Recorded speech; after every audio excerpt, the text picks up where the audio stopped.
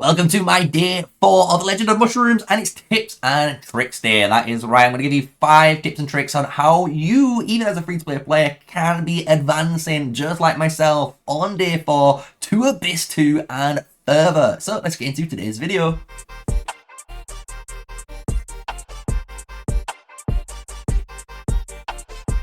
Hello and welcome to today's video, and yes, this is going to be one for more of the free-to-plays and low spenders. And to be honest, if you're a big spender and you're not doing any of this, you're probably losing out on yourself. So you might have learned something new in this video. So what we're going to do is go over 5 tips and tricks that I've already learned and taken full advantage of. And if you're not doing this, you're going to fall behind, I promise you, right? So the first thing straight away, and it sounds silly, but it's the advertisements, right? So in this game, if you're a free-to-play and a low spender, there's 2 things you're going to be doing, right? As a free-to-play player, you're going to be using, honestly, every ad you can. And the reason why you're going to be doing this is, as you can see, you're going to get 2 keys every day from all of these different functions of dungeons in Legend of Mushroom. But if you just watch the ad, as you can see, you're gonna get an additional key. And the cool thing is, this is 2 extra keys, meaning you get to grind at least 4 of each dungeon every single day, which is so massive. But the big benefit that I think for a lot of players in the early game especially is in the shop. Because as you can see, you can draw some free skills here. And the way this works is pretty simple. You can draw this free ad, and if you watch the ad, which is around obviously 30 seconds to like 40 seconds long, it will +1 on the summons, meaning next time, instead of drawing 21, I'm going to draw 22, then 23, 24, and every time I do this, it's going to maximize all the way to 35. And even for a free-to-play player, every single day, that is 105 free skills that you're able to obtain, and you can do it even on the pals. As you can see, I'm a little bit behind, let's just say, on those poor pets, but we've been cooking some really good pets anyway. But you can see where we're going with this. So you definitely want to do this if you're one of those players, especially if you're a spender. My little tip here for you guys is honestly get the no more ads button, because this is insane on how much you're going to be able to skip. You can basically skip stuff like this ad even at the top, which gives you battle acceleration, meaning you get to clear things a lot faster than other players. You can even go into your spins here, and you can get an extra 2 spins every single day. Obviously, we've mentioned the shop. You can also go to your mine, and you can watch, obviously, extra events if you want to, just so you can get extra drills, extra bombs, even extra mining, so you can get even deeper, and it just keeps going on and on. So honestly, the first tip, as you can imagine, is a really good one. Take advantage of your advertisements. I know people hate them. I hate them too. I normally press the advert and just leave it to do something for 30 seconds while I might be typing up anything, right? So do your ads. Now let's go into tip 2, which is a lot more better. So tip 2 does consist of joining mainly an alliance, because when you're in an alliance, there's quite a lot of extra goodies you're able to get. And one of them is to do with the gift box here. And the gift box you're able to get if you're in a family as well as yourself, as you're going to see.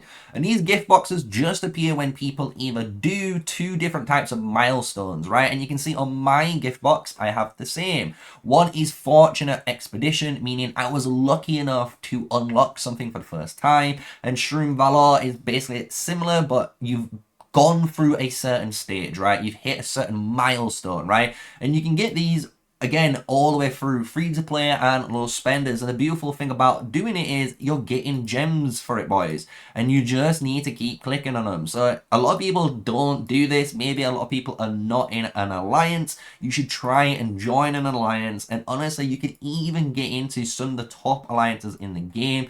As I say, I'm playing completely basically free-to-play now on this account. And as you can see in the rankings, I'm at rank 19 on the server. server. And when we go to the family, I've been able to join the main alliance, which is Nocturnals, which is great, right? So you can see, even as a free-to-play player, you can join the top alliances very easily, and you're going to take advantage of all of those extra gems from that event. Also, including into the today's tip with alliances, please, please, please, every single time you're doing the blazing behemoth event here, or if you're helping any of your family members, obviously you're going to get those coins, basically 500 every single day from helping, but you're going to be spending these in the early game. And then when I'm saying that, early game, so that means obviously from levels 1 to only like 100, when you're still trying to grind out gear, you need to be buying the magic lamps on the stages level 1. Even when your alliance hits level 2, you can get magic lamps, and then at level 3, you can get 30 lamps, which I've got as well. So you can see even further it keeps going down, and at level 4 you're going to get even more magic lamps. So this is definitely one spot where if you really need to grind gear, you should be buying all your lamps from this area. So let's go into the next tip, which is going to help you even further. So this is kind of all a little tip and trick all around this one area, because there's loads of different things in here, and I can make my own individual guides to help you out in here. But the two things I really want you to pay attention to, honestly, is your dormitory and your shroomy farm, because in Legend of the Mushroom, these two places honestly are going to help you grow as well with the impact of like the prayer statue, right? So in order to use this prayer statue and get some really good and obviously level it up over time, what you're going to need to do is just use your farm. And what you're going to be doing is growing and growing and growing. And every time you grow new crops, you're going to increase this level at the very top of the screen. And then obviously you're going to gain the currency to roll the prayer statue. But what I don't see enough players do is do a little crop steal. You can steal from enemy players that you can see around near you. Or you can even be a little bit more sneaky and go to your friends list, and you can see who you can steal from and how long they've been offline, right? So if you know someone like this guy has been off for 7 hours, he could be coming on online any moment. But if we go really sneakily, we can go steal. This is a legendary crop, so it's really good for our account. And after 15 minutes, hopefully, we get those extra goodies. And like I say, we need these just to keep pumping up and getting stronger and stronger in the game.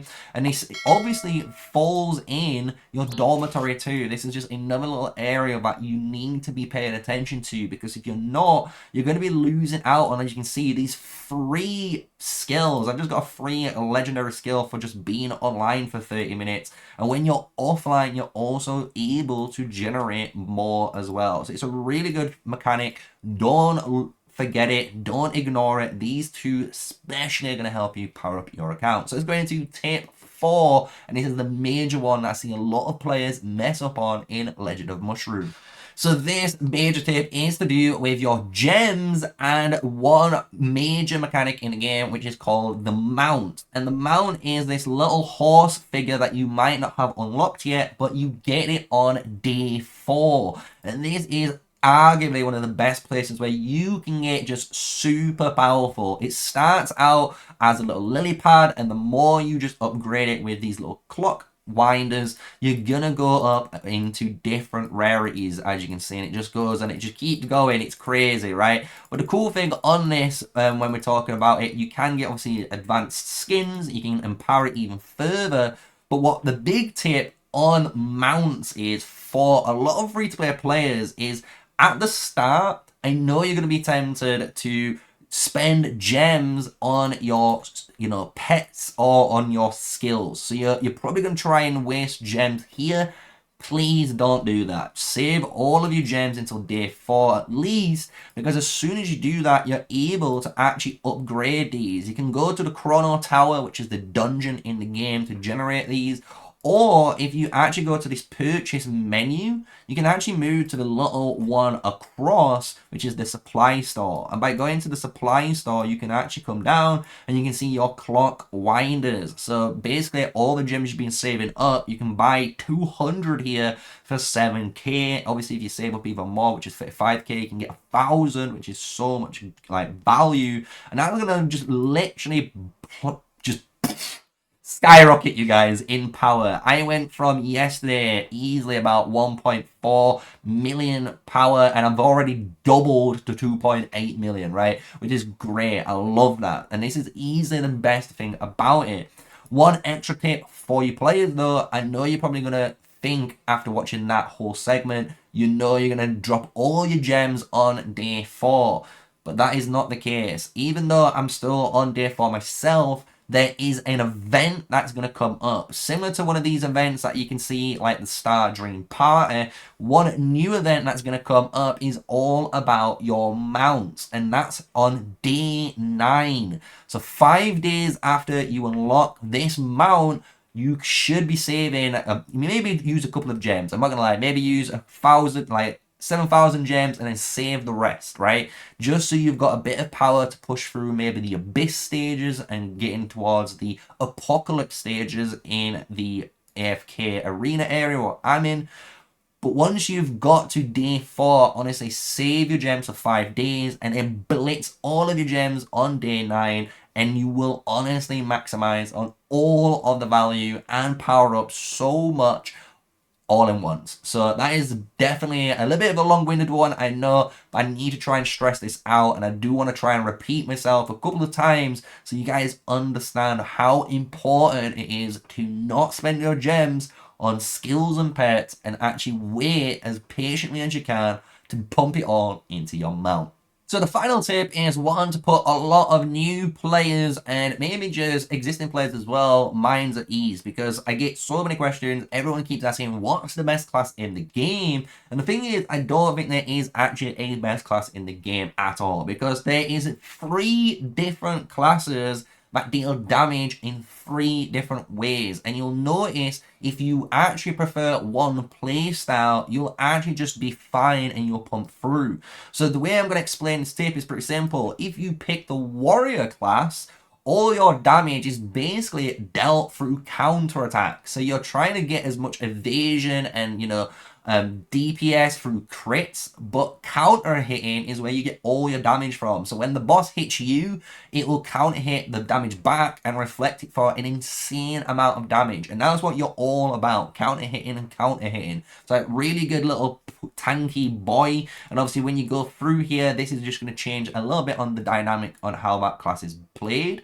But when you're on the archer now, the archer is all about basic attacks. So that means every single time your guy is actually firing his little move and none of his skills, he's actually getting the most amount of damage. So you'll notice a lot of the skills you kind of want to use with this type of hero are the ones that deal damage and give your character like 70% increase of attack speed, because then with attack damage and your main stat of combo, you're going to be able to just combo hit and just absolutely shred through people. So that's how archers work. It's all single target DPS again, all through your basic attacks. And then as you can imagine, the mage is the one that's left to do all the skill work, right? So if you're a guy that actually really wants to pump out as much damage through your skills, this is the class for you. You've got mages, and again, both archers and mages have different ways of going down. There's different routes that people will explain that are better and for other reasons, and I will make individual guides for each one of these classes, right? Because obviously you guys want to know that information. But for all players, honestly, from levels 1 going easily to level 100, where you're basically finishing out before you awaken, any of the classes are good. Don't stress out. It's a nice, easy game. You will honestly pump through. And if you really think warrior isn't going to be one of those classes, literally, I am disproving most players being level 67 already on day 4 on Abyss 2, pushing it all the way through really easily now. And on top of that, when we go to the rank, we are rank 17 and climbing up closer and closer to some of the other stronger players in the game, right? So definitely those are the 5 tips I would definitely give you guys for starting out for this game that is going to help you in the long run, and they're not just basic tips, right? There are some decent tips that are going to help you offline and online that you're going to need when you're playing Legend of Mushroom. So with all of that, you know what to do. Smash a like, comment, and subscribe for more daily videos with me, MrSneakyy, here with Idle Gaming and the one and only Legend of Mushroom taking the stage for the first ever video game on this channel. So, hope you guys enjoyed the content, and with that, stay safe, stay sneaky, guys, and peace out.